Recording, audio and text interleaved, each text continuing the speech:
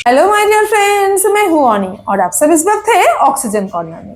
दोस्तों, आज बात होगी एडेनियम्स पे।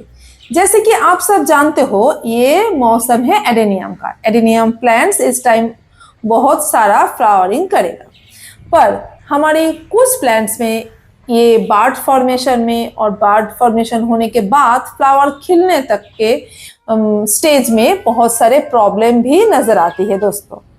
तो आज हम उस कारण को ढूंढेंगे, ये प्रॉब्लम्स के कारण ढूंढेंगे और फिर इसकी सॉल्यूशन भी ढूंढेंगे दोस्तों। तो पहले देख लेते हैं कि क्या प्रॉब्लम हो सकता है। देखिए, ये जैसे आप देख रहे हो मेरे हाथ में जो बर्ड्स है, ये सूख गया है और सूखने के बाद प्लांट से गिर रहा है। तो फिर हमारे कुछ प्लांट्स में इस तरीके की प्रॉब्लम आ सकती है।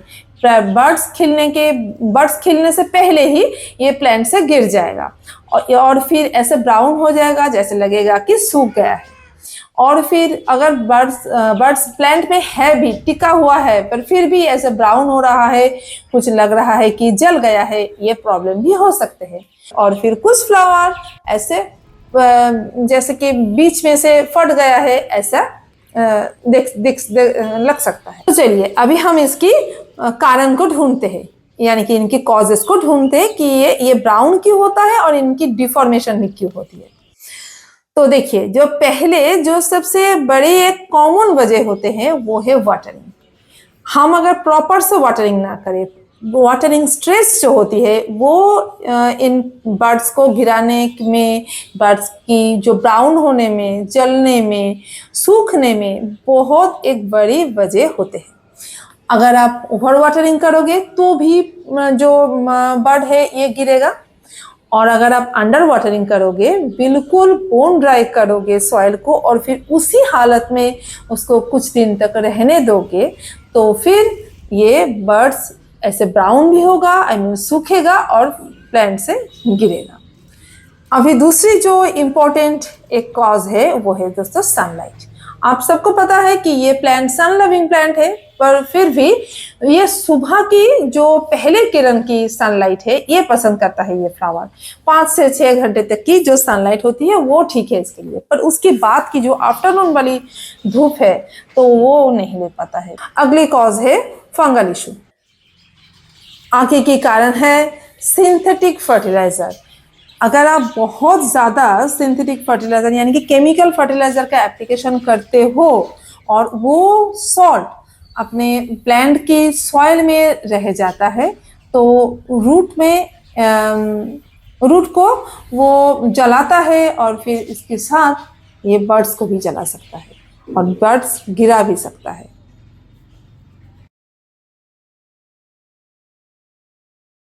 तो दोस्तों, अभी सॉल्यूशन की बात देखिए। ये सॉल्यूशन करने के बाद मेरी जो प्लांट में अभी जो बर्ड्स आ रहे हैं उनमें कोई बर्निंग भी नहीं हो रही है और प्रीमेच्योर ड्रॉप भी नहीं हो रहा है। तो चलिए आपको भी मैं शेयर कर देती हूँ कि मैंने क्या क्या किया है। दोस्तों, पहले बात होगी वाटरिंग पे। डीप वाटरिंग करनी है।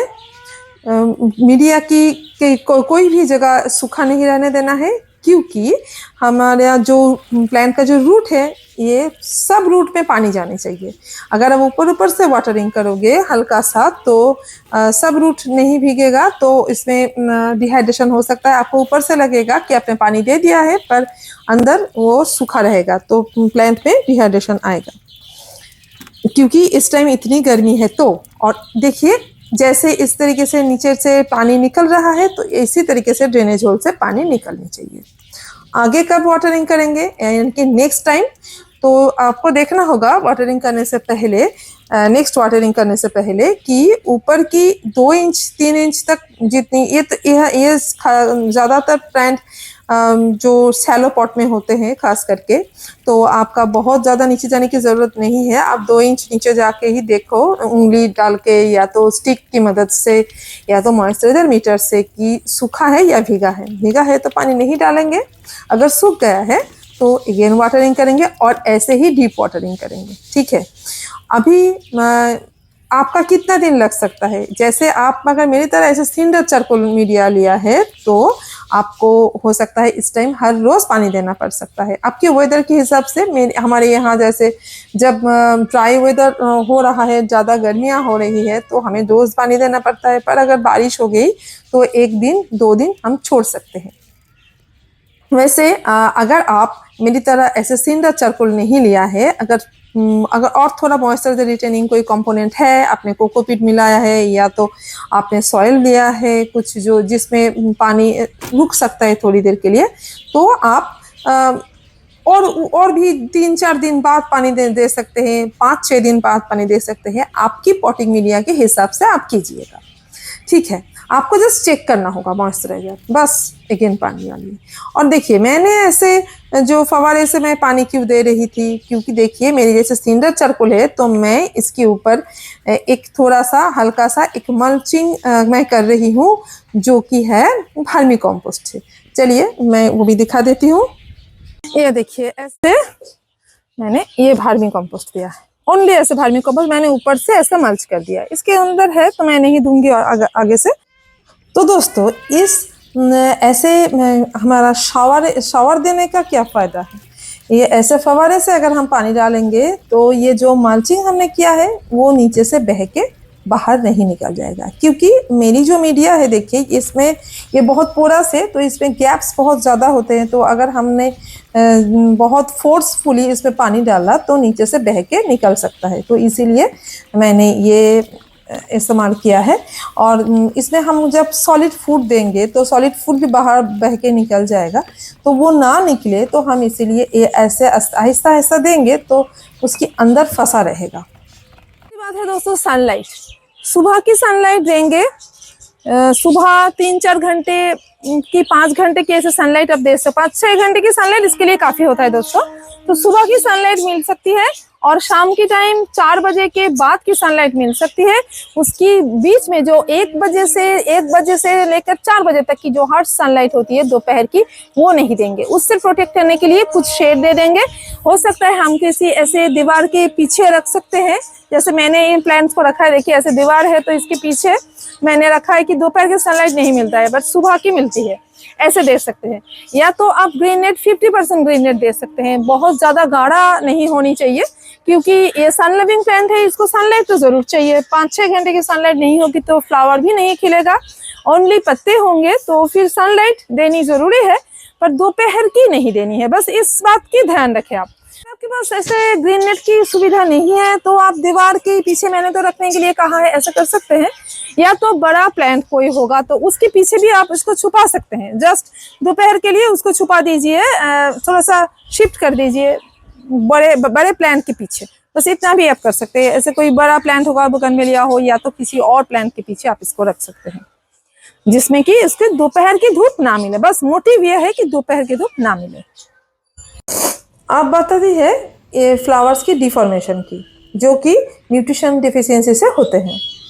तो अभी कुछ मैक्रो और माइक्रो दोनों न्यूट्रिशन की डिफिशियंसी से ऐसे हो सकते हैं, खास करके माइक्रो न्यूट्रिएंट। एक तो है कैल्शियम और दूसरा है दोस्तों बोरोन। तो हम इसमें कैल्शियम के लिए जिप्सम या तो कैल्शियम नाइट्रेट अप्लाई कर सकते हैं और बोरोन भी देना होगा। तो कैल्शियम कैल्शियम के लिए जो भी आपके पास अवेलेबल है आप उसको लीजिए और कितना देना है आपके पॉट की हिसाब से देना है। प्लांट जितना बड़ा होगा उसी हिसाब से 1 ग्राम 2 ग्राम 5 ग्राम जितना आपका बड़ा पॉट होगा, और उसको वर्मी कंपोस्ट के साथ थोड़ा सा मिक्स करके आप मिक्स कर दीजिए पॉटिंग मीडिया में, अगर आप सिंडर चारकोल ले रहे हो। और अगर आप मिट्टी में देना चाहते हो तो डायरेक्ट दे सकते हो। और अगर बोरोन देना है तो आपको ध्यान रखना है बहुत कम अमाउंट में देना है, 10 लीटर में 1 ग्राम। जैसे हम 1 लीटर में 1 ग्राम 2 ग्राम ऐसे कुछ मिलाते हैं, तो फिर इसके लिए 10 लीटर में 1 ग्राम मिलाना है, ये बिल्कुल भी भूल नहीं होनी चाहिए। और आप इसके साथ एक मैक्रो न्यूट्रिएंट भी मिक्स दे दीजिए जो पत्तों की फोलिएज में स्प्रे करेंगे हम, तो वो है 0050 यानी कि पोटाशियम देना है आपको। अभी आप जो न्यूट्रिशन दिया है उसको फिर से रिपीट कब करेंगे। जो आपने सॉलिड फॉर्म में सॉइल में डाला है जो कि है कैल्शियम एंड बोरोन, इसको महीने में 1 बार अप्लाई कीजिए। अगर आपने देखा कि बर्ड्स ठीक से खिल रहा है तो दोबारा आपको अप्लाई करने की ज़रूरत नहीं होगी। पर अगर देखा कि नहीं, कोई रिजल्ट नहीं मिला है या तो कुछ ऐसे प्रॉब्लम 2-1 बार में हो रही है, तो फिर 1 महीने बाद फिर से अप्लाई कीजिए। और जो आपने 4 ईयर एप्लीकेशन किया है यानी कि 0050 का, वो आप 15 डेज में एक बार कीजिए। और उसका डोज क्या होगा? 0050 का डोज वो है 1 ग्राम पर लीटर के हिसाब से करना है। और फिर अगर फंगस के अटैक है तो फंजिसाइड का स्प्रे कीजिए पूरे प्लांट में और थोड़ा सा सॉइल में भी। अगर पेस्ट का अटैक हुआ है तो आप पेस्टिसाइड का इस्तेमाल कीजिए, केमिकल पेस्टिसाइड। और फिर अगर आप ऑर्गेनिक करना चाहते हैं तो आप ऑर्गेनिक तरीके से भी कर सकते हैं। केमिकल थोड़ा सा देना होगा पर वो पेस्टिसाइड नहीं होगा, ज़्यादा हार्मफुल नहीं होगा अपने एटमॉस्फेयर के लिए उतना। तो हम पहले इस्तेमाल करेंगे हाइड्रोजन पेरोक्साइड का। अगर आप मिलीबाग है तो हमें ये बहुत ही अच्छा रिजल्ट देगा। तो पहले देखना होगा कि आपका जो हाइड्रोजन पेरोक्साइड है उसका स्ट्रेंथ क्या है। जैसे मैंने लिया है, देखिए 6%। तो अगर 6% हाइड्रोजन पेरोक्साइड है तो आप 1 लीटर पानी में 5 ml ले सकते हैं, 5 to 10 ml ले सकते हैं, कोई प्रॉब्लम नहीं होगी। आपका इन्फेक्शन जितना ज़्यादा है, जितना ज़्यादा पेस्ट का अटैक है, आप उसी हिसाब से कॉन्सेंट्रेशन को फिक्स कीजिए। पहले 5 ml घोल के देखिए, फ़ायदा अगर नहीं हुआ तो फिर 10 ml दीजिएगा। 1 घंटा वेट कीजिए, 1 से 2 घंटा देखना ऊपर जो मिलीबग के ऊपर की जो कोटिंग है वो खराब हो जाएगा, डैमेज हो जाएगा। फिर उसके ऊपर आप नमक वाला पानी का इस्तेमाल कीजिए। नमक जो हम रसोई में इस्तेमाल करते हैं, खाने के लिए इस्तेमाल करते हैं, वही नमक, उसका एक घोल तैयार कीजिए। 1 लीटर में 1 चम्मच दीजिए और फिर उससे स्प्रे कर दीजिए। ऐसे लगातार आपको 3 दिन करना है। फिर देखना 3 दिन आप वो हाइड्रोजन पेरोक्साइड बार बार नहीं डालोगे, हाइड्रोजन पेरोक्साइड तो एक बार ही काफ़ी है। फिर अभी सिर्फ नमक वाला पानी से आप 3 दिन लगातार स्प्रे कीजिए, फिर 10 दिन ऐसे रहने दीजिए, देखिए क्या इम्प्रूवमेंट है। अगर कोई फिर से हो रहा है, फिर से एक बार वो हाइड्रोजन पेरोक्साइड भी डालिए, अगेन नमक वाला पानी अगेन 3 बार डाल दीजिए, बस इतना काफ़ी होगा। उम्मीद करती हूँ दोस्तों आपको आज की वीडियो से ज़रूर फ़ायदा मिला होगा। अगर आप भी ऐसे प्रॉब्लम फेस कर रहे हो तो ज़रूर मुझे कमेंट करना। और अगर मेरी ये वीडियो आपको अच्छी लगी है तो ज़रूर एक लाइक कमेंट तो ज़रूर करना है। और दोस्तों अपने एडेनियम लवर दोस्तों के साथ शेयर भी करना है। और क्या करना है दोस्तों, सब्सक्राइब, अगर आपने अब तक सब्सक्राइब नहीं किया है और मेरी चैनल आपको पसंद आ रही है तो फिर please subscribe my channel. Thank you. Happy gardening friends, bye.